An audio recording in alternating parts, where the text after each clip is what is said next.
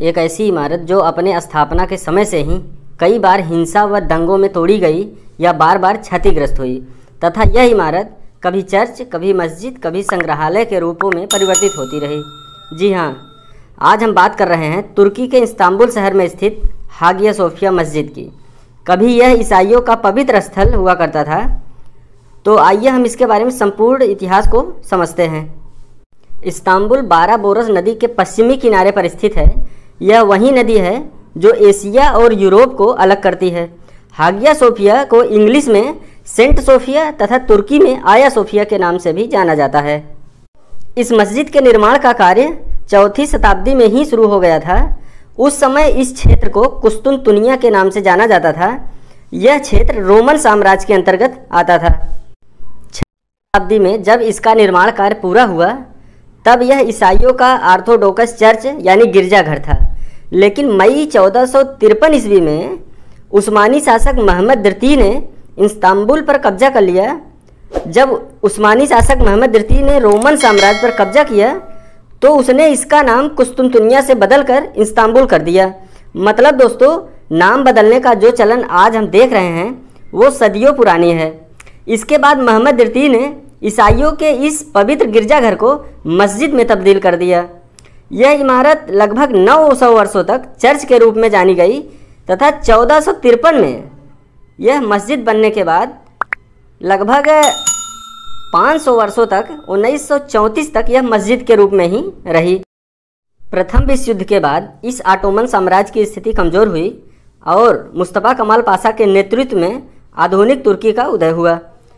तब मुस्तफ़ा कमाल पाशा ने इस मस्जिद को संग्रहालय में बदल दिया तथा इस इमारत को आम जनता के लिए खोलने का आदेश दिया। कमाल पाशा की तरफ से यह कदम इसलिए उठाया गया क्योंकि वे तुर्की को एक धर्मनिरपेक्ष राष्ट्र बनाना चाहते थे।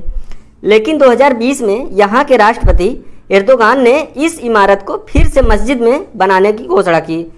विश्व के तमाम ईसाई राष्ट्रों तथा लोगों ने तुर्की के इस फैसले का विरोध किया।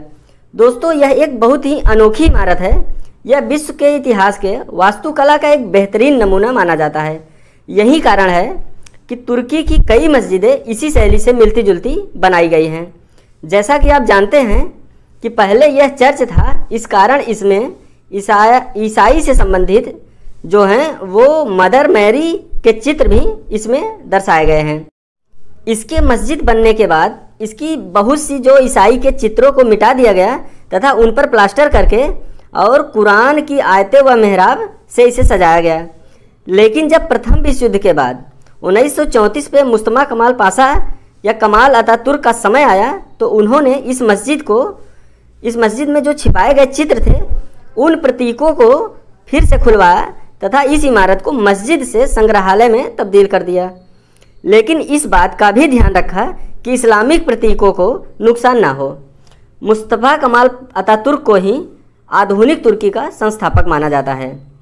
तो दोस्तों, 6वीं शताब्दी से 1453 ईस्वी यानी लगभग 9 वर्षों तक यह इमारत चर्च रही तथा 1453 ईस्वी से 1934 ईस्वी यानी लगभग 500 वर्षों तक यह मस्जिद के रूप में रही और 1934 से 2020 तक लगभग 90 वर्षों तक यह संग्रहालय रही। इस इमारत को 2020 में फिर से मस्जिद बना दिया गया।